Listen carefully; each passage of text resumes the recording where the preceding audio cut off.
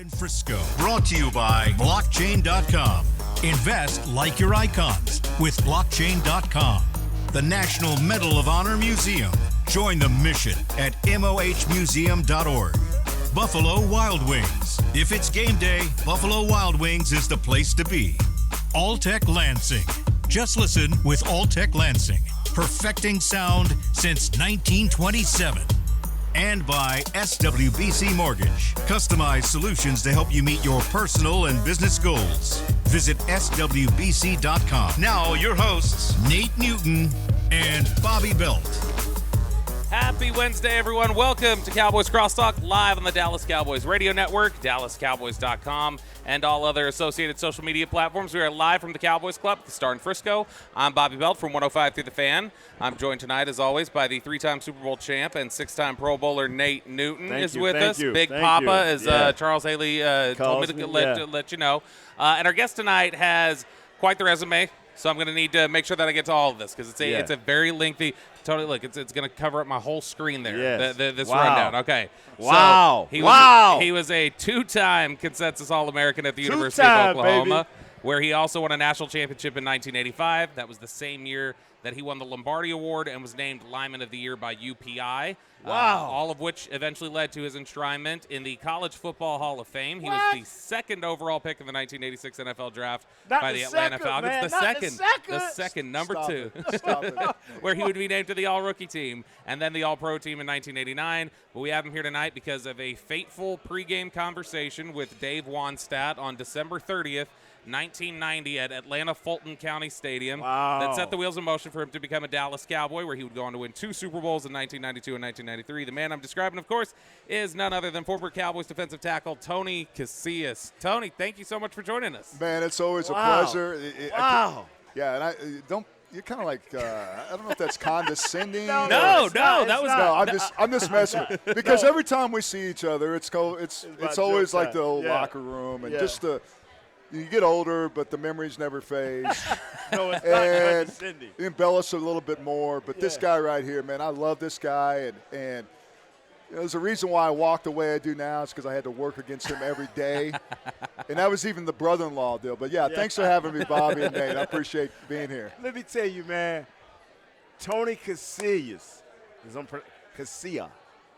How you pronounce? I wasn't always go correct me. Please correct Nate, me. I wasn't even going to go there because correct of the pronunciation. Because I cannot criticize anyone on any pronunciation. Right. But how long have we known each other? Forever. Tell them your last name. Casillas. Tony Casillas is an Instagram star. How did we get to you on Instagram? Tony Casillas. Oh, yeah. Tony, there it is. Here's what I think. I think after 35 years, it's going to stick tonight, how to say your last name. I think it's Well, finally, I think get as you it get older, you start to your memory kind of fades just a little bit. So I'm gonna do the under on that. But that's always been. And he always be in the locker room and he'd get everyone on it. Then next thing you know, you got everyone piling on about the name and everything. But that's what makes it a great brotherhood, guys. Yeah. I'm interested to start off with that, and we'll go back to Oklahoma days, your trek into the NFL, and then eventually how you got to Dallas. But since you mentioned it right there, that you love being in the locker room with this guy. You talk about all those memories of in the locker room are still so vivid. We've heard so many different stories from guys about who Nate Newton was in the locker, who Kevin Smith was, or who Charles Haley was. So who was Tony Casillas in the locker room, Nate Newton? What was his personality? Where did he fit in the hierarchy there? He was easy going. He never made no waves. Now, man, I was a brown brother. Yeah. He never made no waves. I mean, you crack jokes on him, he just laugh and, man, go ahead on. I mean, he just blow you off, man. But he was always easy going. He rarely get upset, but when he got upset, you knew it. He would say a few choice words, but he never held anger. So the Tony Casillas I knew was just an easygoing guy. And all these awards, I'm always amazed at all the awards that he achieved. And then he couldn't find satisfaction in Atlanta. You know what I'm saying? And he came to Dallas and found satisfaction. Found 2 Super Bowl titles as well. Let's jump back a little bit. Let's talk about you getting to Oklahoma, where you had a very storied career. Like I said, I mean, I always like to just read off the accomplishments and different things like that, and that you had a ton of them there in 1985 and throughout your collegiate career. Having a ton of success there at Oklahoma with Barry Switzer. Just talk about your recruitment, what led you to OU, and just that trek towards the 1985 national title. Well, Bobby, you mentioned it. Barry Switzer. I love that man, and Nate can say that. He spent time with him while he was here as a coach, but I've known him for 40 years, and he's still like my second dad. And he's the loyalty, and I think that he was a kind of the person, the coach that really kind of pulls something out of you. And to be quite frankly, I mean, there was a point when I wanted to quit, and he taught me into coming back and believed in me. And I think that's you owe it a lot to a guy that really feels like you have something in you. And I think Oklahoma kind of created a lot of great opportunities, and I think Coach Switzer just I think there's a lot of things people don't know about Coach Switzer. For one, he's such a personable guy. If you find someone who doesn't like Barry Switzer, then they're a miserable person. I double down on that. But he's such a loyal guy, and he's very transparent. And I think to this day, I think that's a reason the issue with him when he came to Dallas, obviously following, legendary Jimmy Johnson. Yeah. But I think that there was no speculation. He tells you like it is. You don't have to guess.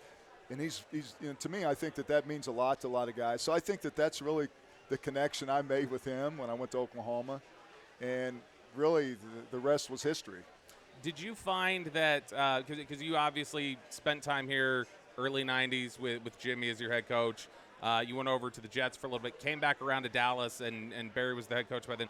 Did you find that his coaching style or anything felt different, 12 years later at the pro level than what you remembered at the college level? Did he have to approach it a different way? No, it was totally different.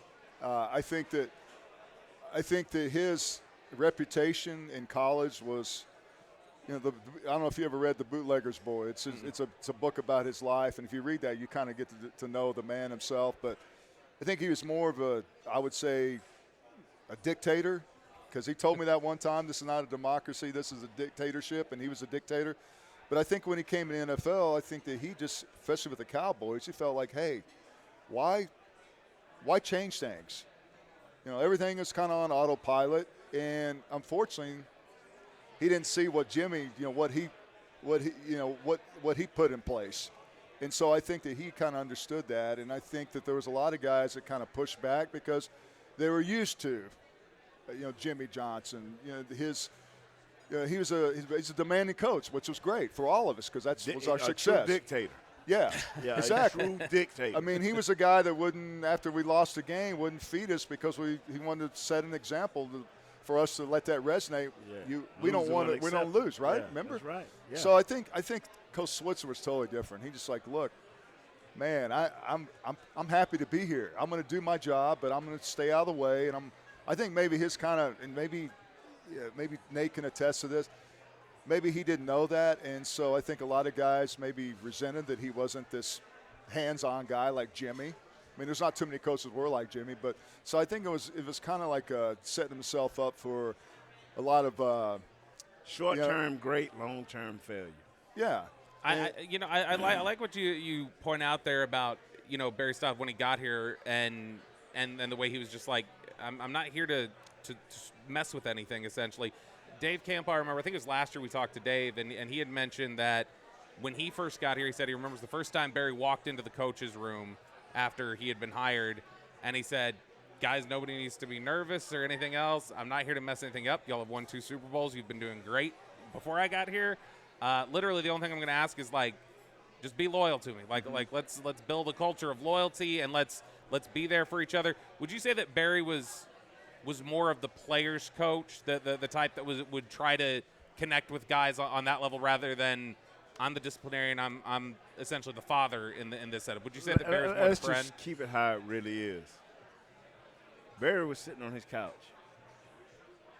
And I'm being honest. Barry got more money than you would ever. People don't know. He know it. Yeah, I know it. he didn't need a job. He was fine on his college. No, he got more money. Yes, sir. He ranks with the best of them. And he came off his couch. I had already assessed the situation with the Cowboys. He knew what was going on. And so when he walked in the door, he knew. And he knew this wasn't a long-term thing. And he wasn't trying to mess it up because what anybody want to believe, we were on our last leg, Tony.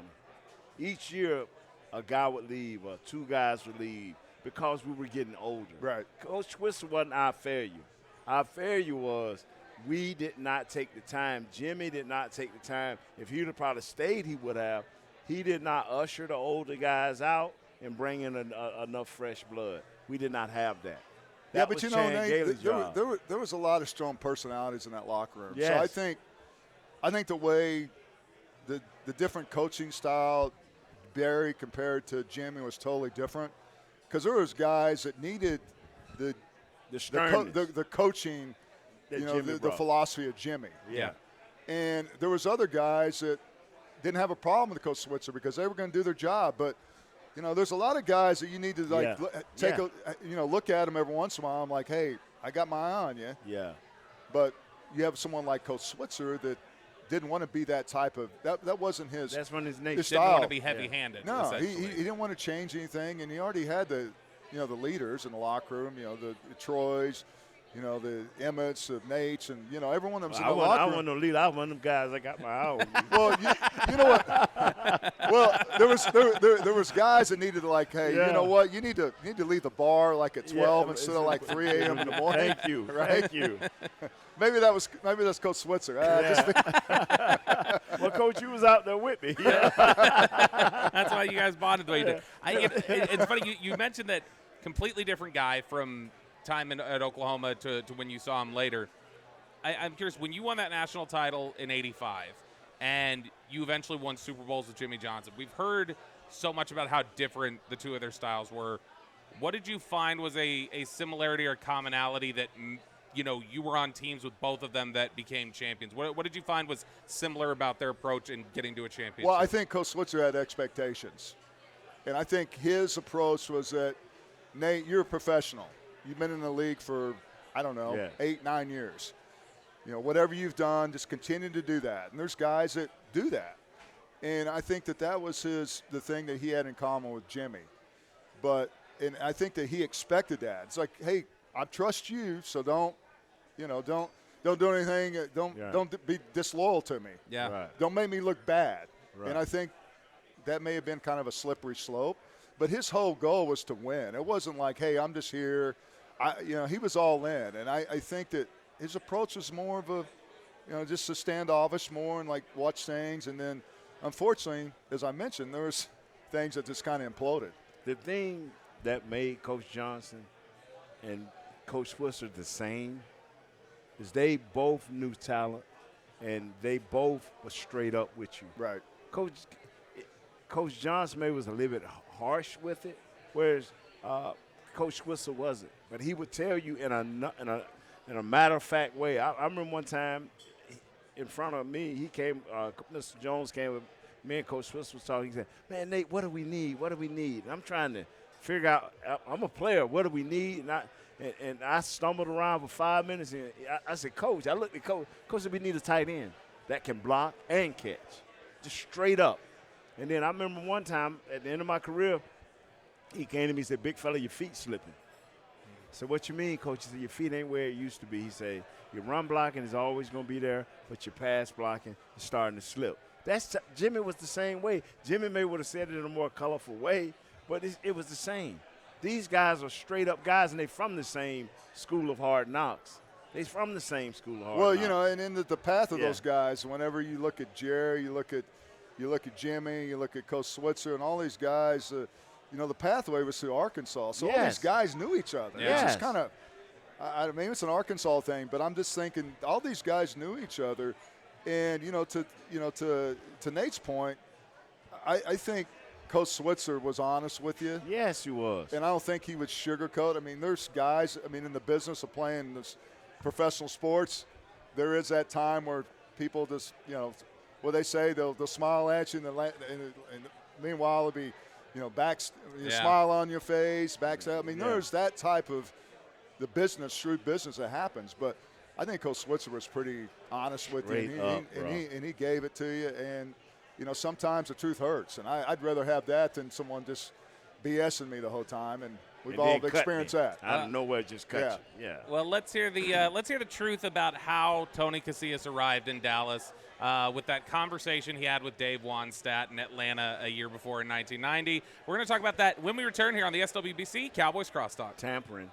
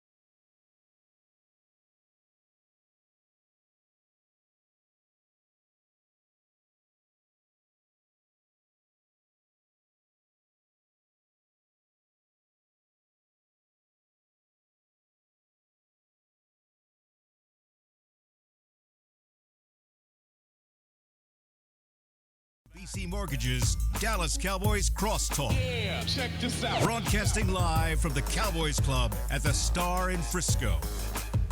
At SWBC, customized solutions for individuals and businesses are just a click away. Visit SWBC.com to learn more and start your next adventure. We are live from the Cowboys Club at the Star in Frisco for the SWBC Cowboys Crosstalk. It's myself, Bobby Belt from 105 Through the Fan. I've got Nate Newton, the six-time Pro Bowler, three-time Super Bowl champion with me. And then with us, we read down the laundry, so I'm not going to be able to go through the whole bio right now, Tony, but we are going to mention second-team All-Rookie. We got the All-Pro and the two-time Super Bowl champion, College Football Hall of Famer, Tony Casillas is here with us. Hey, isn't Google a great tool? Because you get older, people like, well, what'd you play? And like, just type my name in and do a search, and hopefully nothing will come up bad and kind of give you No, you know what? See, this is why Nate, we've talked about this before. Where the reason why I love doing these shows right here is because actually the way that I grew up as a Cowboys fan, because I was born in '89, so first game I remember watching was Super Bowl 30. Right. So anything before that, it's like, well, how do you know? So we actually had a neighbor of ours who worked at Public Storage, and somebody had abandoned a unit, and they brought back a trash bag full of VHS tapes that was basically every Cowboys game from like 85 to 94. Wow. And it had all the newscasts of the sports reports from during the week that were recorded on WFAA or Channel 5 or different things like that. So I had, like, as a kid, I would grow up watching the games, and then I would pop in the sports report, so I'd get all the details in between from, like, 1992 or whatever. That's how I know everybody thought Alvin Harper was lost for the season when he hurt his knee at halftime against the Giants, when James Washington was swinging around the tripod, and then everybody was stunned 2 days later. It's like, nope, Harp's going to play next week. We're good to go. Mm-hmm. So you get all those details filled in between. And I get tired of it. It's kind of the common joke. Last time the Cowboys won a Super Bowl was on VHS tape. But, hey, it's converted. Hey, you've heard that one before? Anyway, I'm just saying. You know what? The 49ers tapes are a year older than Dallas's. So they like to talk a lot. So I hear you.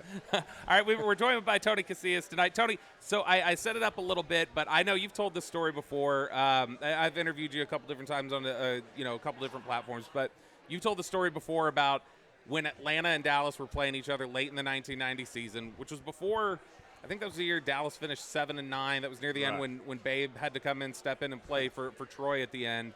But you talked about how you had an interaction with Dave Wannstedt that Nate Newton just termed going to break as tampering. He's trying to get everybody in trouble 35 years later. But talk to us about that interaction you had and that process of getting to Dallas. Well, I knew Dave. I went way back. He recruited me out of high school.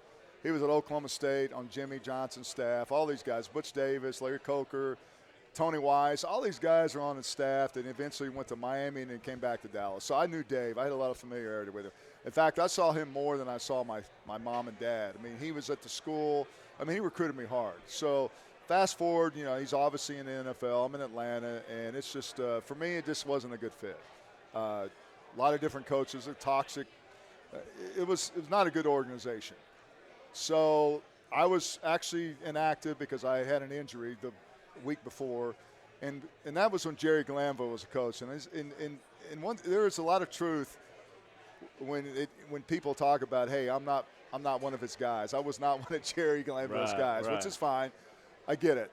But anyway, I'm inactive, and I think I hyperextended my elbow the week before, so I'm on the sidelines. I just want out of Atlanta.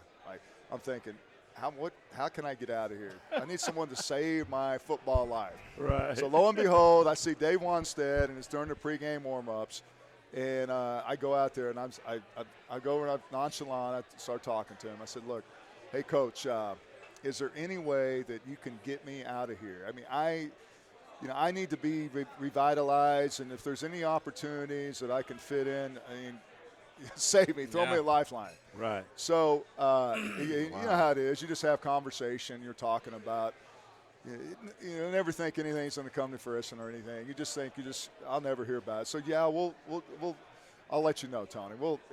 Okay, well, best of luck and yada yada.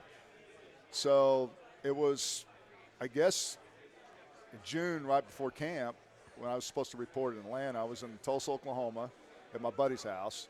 And this is when all, the new breaking news, it wasn't like your phone. It was like ESPN, all the breaking news or whatever. So anyway, so I basically told the organization that I'm going to retire. So I'm going to be a golfer. Lee Trevino is my hero. I'm going to Lee Trevino. Something like that. Because I love Pat. And I didn't know what. So I said, I'm going to retire. So Ken Hayrock was the GM. So he called my bluff, and I said, I'm not reporting to Atlanta, and I told my agent, I said, I'm not going back to Atlanta. Tell them that I'm retiring, and if they want to trade me, they can trade me, whatever they can get for me. I just don't fit in. I don't want to go back. So this conversation went on for about a day and a half, and so I get a call from Coach Wannstedt. He goes, hey, Tony, we're talking to Atlanta about doing this trade, and I said, oh man, I said, are you serious? So next thing I know it, I'm sitting at my friend's house in Oklahoma, Tulsa, in his living room, and Dan Patrick was doing the ESPN, updates. Yeah. And so he comes on and he said, yeah, this is we just got news that the Dallas Cowboys are going to make a trade for Tony Casillas with the Atlanta Falcons. I'm like, what the? So next thing you know, I get a call from Jimmy and said, hey, Tony, you want to come and help us win some championships here in Dallas? I said, hell yes. So that's basically, in a nutshell, how that whole deal went down. And I always say this. I think that Jimmy, I'm so grateful because he did believe in me. You know, he felt like I'd fit in with guys like Nate and people they had there. And I just felt like he saved my football life by bringing me to Dallas. And, you know, the rest was really history. And I really, that's the way it went down. You know, you talking about that idea of at the end of the 90 season, and you're saying, man, I'd love to get there. I'd love to make something happen. And it's kind of closing in quickly on that Super Bowl run they had. We've known recently, we talked to Charles Haley. Charles traded here in 1992 before the 92 season. I believe it was, don't think it was before. I think it was in the middle of the 92 season when Thomas Everett got traded here. So you talk about 3 trades made in the course of, you know, about 13, 14 months, all of them on the defensive side of the ball. Why do you think bringing in different veterans and those pieces with that up-and-coming group, why do you think that meshed so well defensively in time for you guys to win a Super Bowl? Well, I think that I think you're always looking for different aspects of your defense. You know, I was a run stopper, so I played in a 3-4. I was a nose. I played over the nose, and I was an undersized guy. I mean, I think my peak weight was 300 pounds, but I was just a big, you know, run stopper and, you know, grabbing scoop blocks and, you know, just taking up space. And really I was pretty active, but then I thought, well, when I came to Dallas and ran a 4-3, it just like opened up a lot of different opportunities for me. It's like getting upfield, and so I fit that void.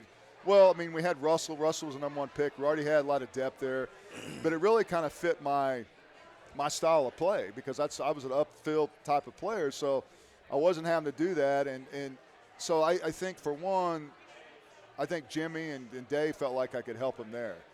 You know, Charles, obviously, he was a hell of a pass rusher, fierce pass rusher. So you need a great pass rusher, a culmination of what we already had. So, and then Thomas, I mean, from Pittsburgh, I mean, he was a great safety. I mean, a guy that was a headhunter, was a ball hawk.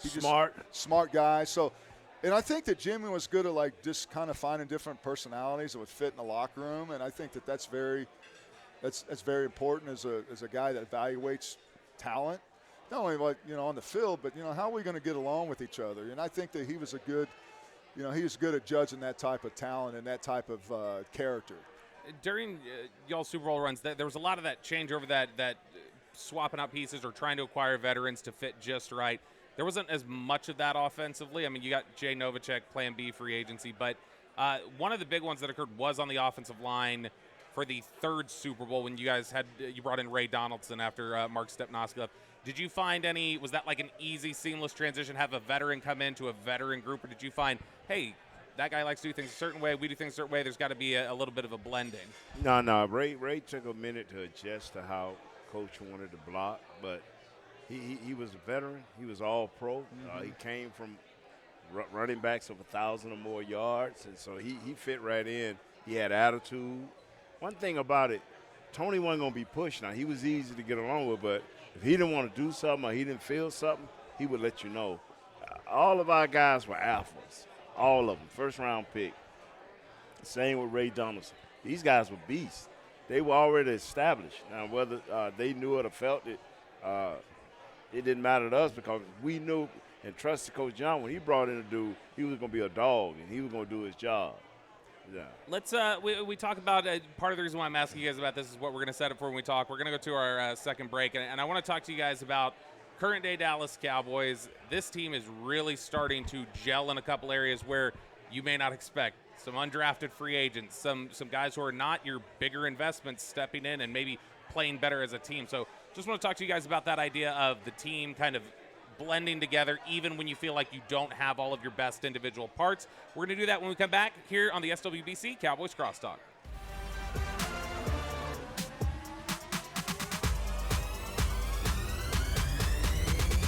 Go Cowboys!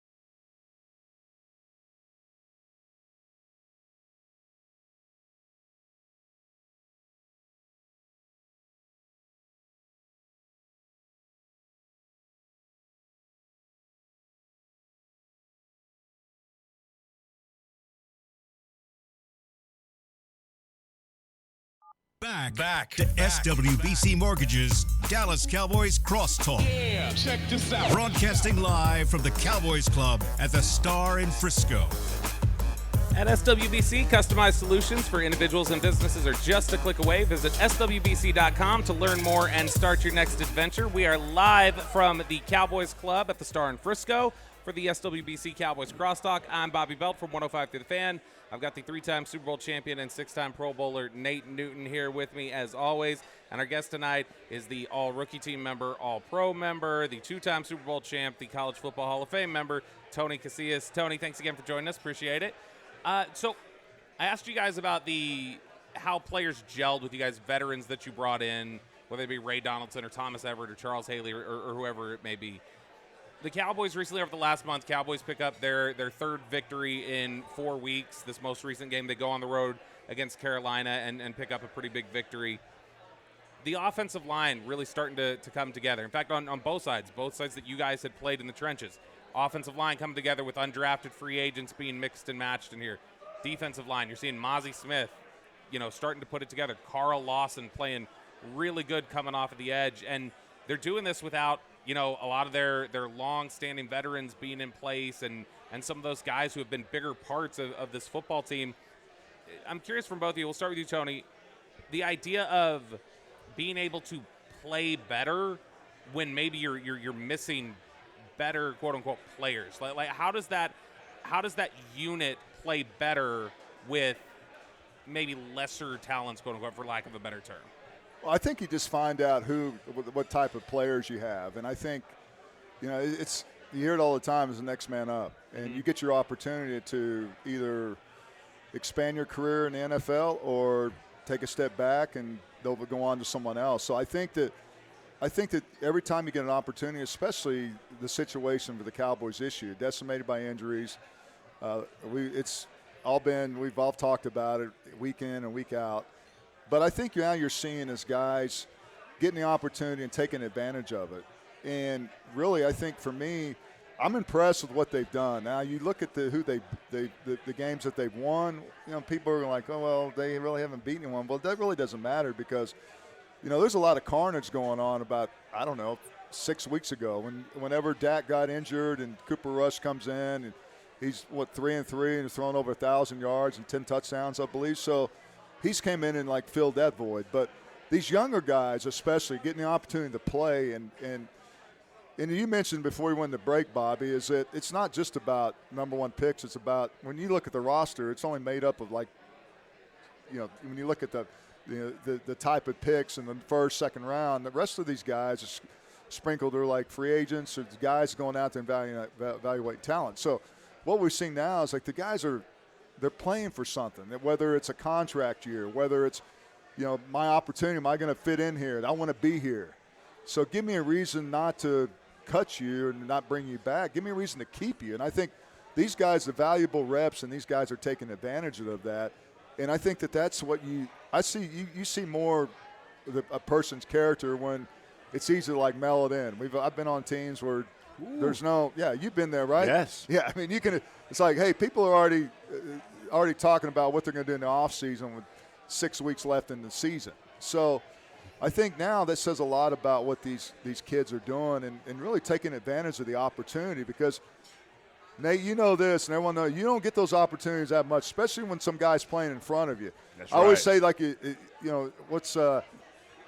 a guy gets injured, be careful because the guy behind you may take your job. And so I think that's kind of the mindset you got to have is I want that job, what I need to do to get it. And we know what you need to do. You go out there and show that you can get the job done and that you're a legit player in the National Football League. Nate, I know one of the things that you've talked about that for the last 2 years when we've sat on these shows that you want to see a little more intensity. You want to see a little bit more dog. When there was on the Jalen Tolbert touchdown, I think it was, out of the 11 guys on the field, 7 of those guys were undrafted free agents. Do you think part of what we're seeing in terms of things kind of gelling together right now is that hunger and that drive and that fight that comes from that background of these guys fighting to stay on the roster as long as they have with their background of being undrafted free agents? Do you think that's given some of that edge that you've been looking for? They've done a great job. Yes, they have not played the higher epsilon of the league.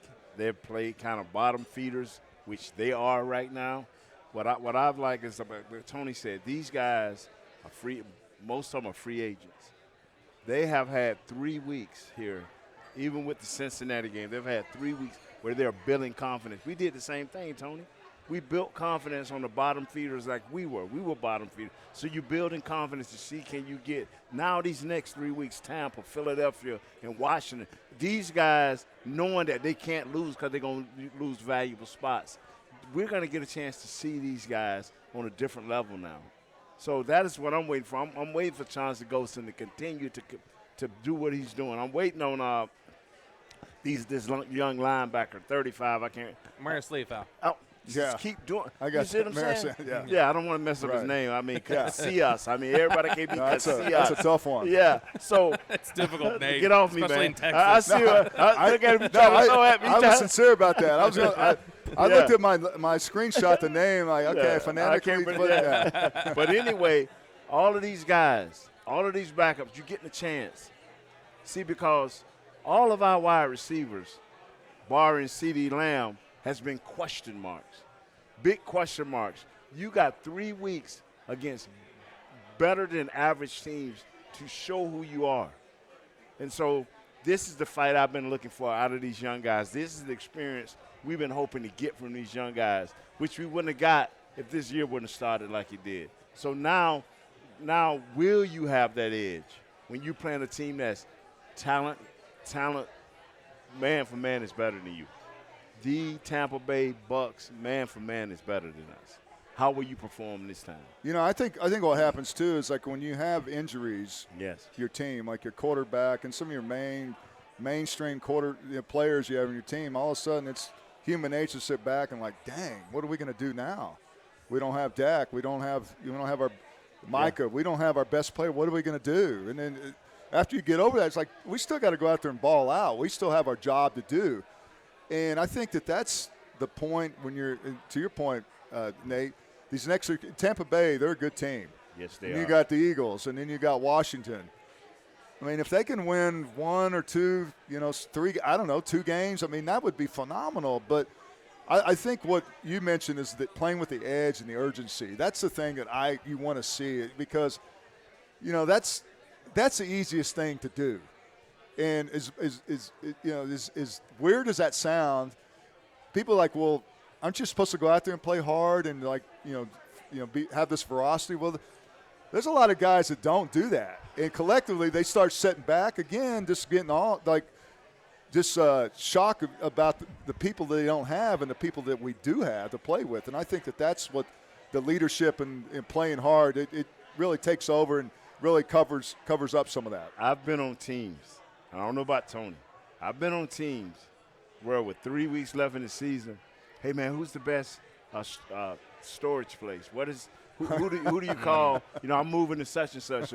Who's the safest and best? I've been on teams like that. Where should we book our vacation? Yeah, and the thing about it, I'm telling you, especially on an away game, your last game of the year is on an away game. So everybody's kind of boozing it up, having fun on the plane, because that Monday we come in, we just signed, I had a year where this past. Remember the sheep used to sign? We never boozed it up on the plane. What are you talking about? Yeah, that's against league policy. You certainly didn't do that. Not when we was playing. That was a 90s, baby. Yeah, they would pass the paper around on the plane. What's the little sheet they would pass around? Are you injured? No, and you would sign a waiver. That's right. The exit visit was did on the plane, bro. Because you didn't want to go in. You're like, hey, I don't even want to go in. Yeah, I'll come back and clean my locker out some other time. Hey, Bucky, take care of me.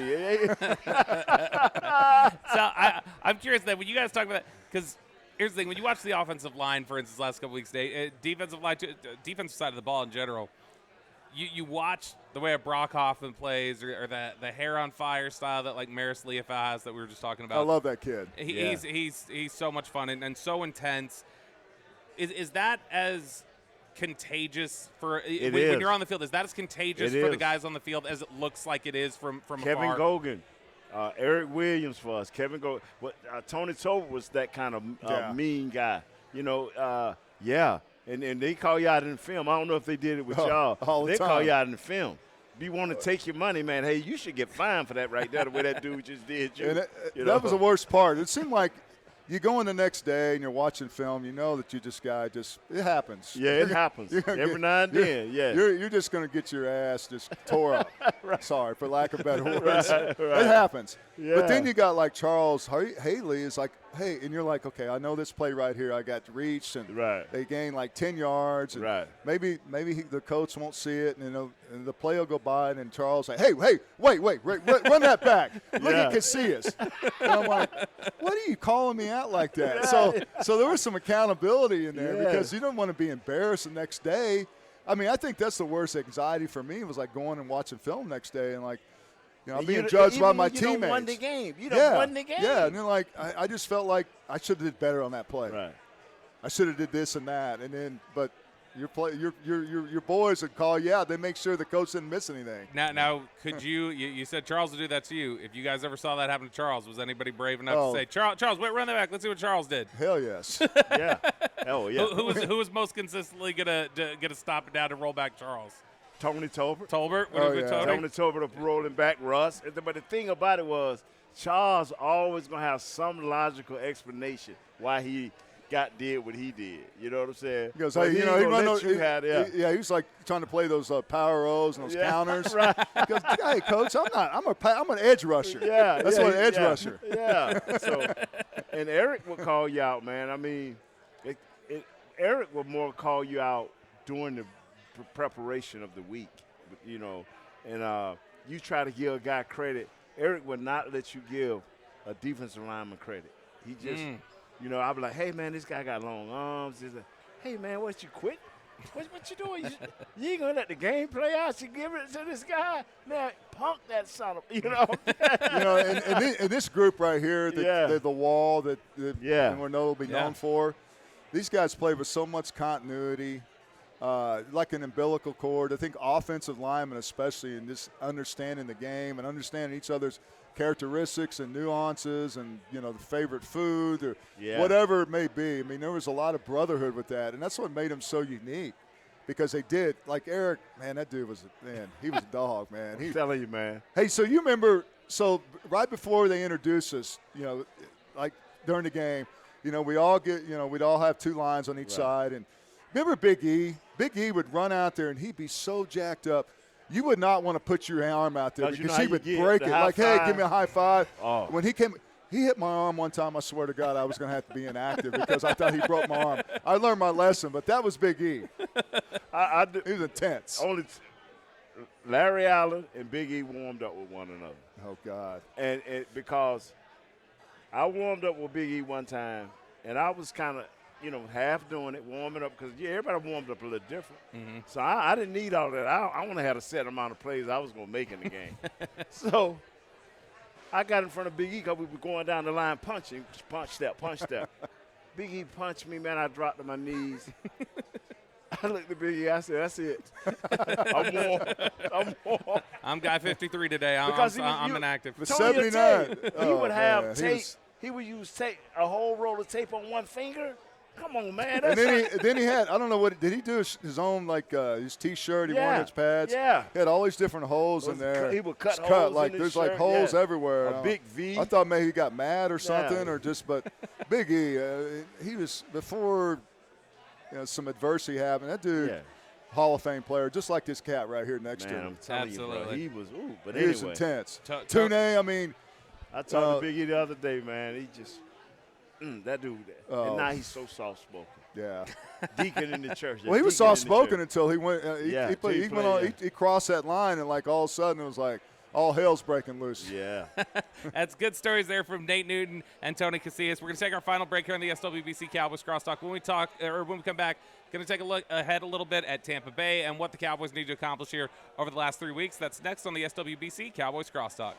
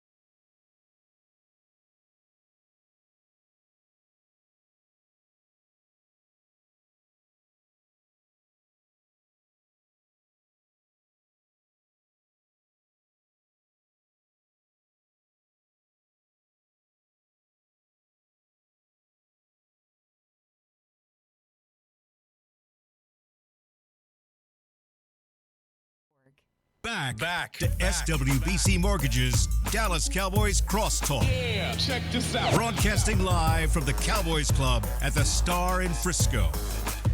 At SWBC, customized solutions for individuals and businesses are just a click away. Visit SWBC.com to learn more and start your next adventure. We are live from the Cowboys Club at the Star in Frisco for the final segment here of the SWBC Cowboys Crosstalk. I'm Bobby Belt from 105 through the Fan. I got the three-time Super Bowl champ, six-time Pro Bowler Nate Newton with me as always. And tonight we are joined by College Football Hall of Famer, two-time Super Bowl champ, All-Pro Tony Casillas. Tony, thank you again for joining us. Appreciate you hanging around, telling stories this evening. And, you know, it's been the best just watching every week. This is my favorite part of the show. Every week, Nate just seeing old teammates and high-fiving and telling old stories and stuff like that. It's always the coolest part about coming up here.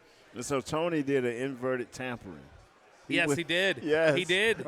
He did the inverted tampering. Yeah. And then technically when Wannstedt called you while you were in Tulsa, Yeah. that was his tampering. Yeah. But I mean, come It's on. not so long ago. Statute of limitations. You know, I'm curious. Do you guys let's talk about that then real quick. Just the idea of when you guys were in the league, was that something that would go on? Were you like, yeah, that sort of stuff happens. People have conversations with other players, and you just don't be dumb about it. You don't be loud about it. I don't know. I was pretty loud about it. I wanted to retire. I think you think about it, and with social media, you don't have to really say a whole lot. You can say something, and it's going to, like, spread, right? Right. But the way we did it, it was more like a personal conversation. And I think that's depends on your situation and everything. But, you know, sometimes you have to do things that aren't the conventional way. Yeah. Yeah, no, absolutely. Yeah. Now, when we look at how Dallas is going to finish up this season, you know, obviously there's still a shot at the postseason. They're going to keep playing through all the way through till that. If this falls with the percentages, which is what appears like at this point, and they fall short of the postseason this year, what is it that you think can be of value for this team down the stretch in the last 3 weeks, where even if there is a sense where they get eliminated, is it something as simple as Mozzie Smith finishing the season strong the way he's played the last few weeks and building that confidence, or, you know, Nate, Brock Hoffman showing I can play guard or center, whatever you need me to do, and knowing that you have that flexibility? What is it that you think is of value for this team outside of just the playoff push? What's valuable for this team to do over these final few weeks? I do like the way Mozzie is kind of finishing, because I think we've, including myself, a lot of people have criticized it because it's his third year in the league, right? Second year. So I think maybe the hope the light switch comes on, and you want to see him play angry, if you will, or just with that urgency. So I think that you're learning a lot about this team. I think, again, it'd be a good test to win at home against Tampa Bay. Start there, because there's a lot of teams in the NFL that have a lot of injuries. You know, this one was a little bit more monumental for Dallas, but you can't use that excuse. I mean, that's your job, is to go out there and play regardless of what the situations are. So I think the players, that the younger players, the Marvin Overshawn, I thought again, it's just tragic what happened to his knee. I mean, that dude was balling. I mean, he's a great example of a guy just having a lot of talent. But I think you're finding out, like the Jordan Lewis's, the guy, you know, the contract year, Osa. You know, I'm not even going. Odigizua. Yeah. I mean, he has really come on. I mean, he is played really well. So I think you just want to continue the pattern of winning at home, and really just because I think this year, and I look at this, that they've had all their pieces together, and it's been kind of disappointing in some games. I think this is more desperation, if you will, because just pride and really just kind of being the guy that runs the party for Tampa Bay. You know, Eagles are already in, but my point being is, like, let's finish this. And then that way we at least have something to build on. It hasn't been a very good year by their standards, but at least have something to build on going into the next season, as opposed to losing the last 3 games. I mean, I don't think you want to end your season regardless of who you have out on the field. Right. And to your point on Osa Odigizua, you'll like this note, Nate. Over the last 7 weeks of the NFL season, Oso Odighizuwa leads the NFL in quarterback hits. He has one more than Myles Garrett. So that's the kind of level that Osa's been playing. You can hit the quarterback now? Oh, yeah. Oh, I mean, as much as you will. Hitting the quarterback, I think, is just like a little, or like what Kevin Smith told us he used to do to Jerry Rice. Like, that's the equivalent of Put on that. his clothes. Exactly. Nate, what do you want to see here in these final couple weeks? We have a chance now to not only sign Michael Parsons next year, but you can see now that 4 or 5 of these guys on defense you have to sign. You cannot let these guys walk away like we have done offensively the last few years. You have to go up against the cap. You have to sign some of these guys. They've shown you that they're ready. I'm not saying they're starters for it, but they can give you 30 and 25 snaps, 25 to 30 snaps. We have to sign some of these guys.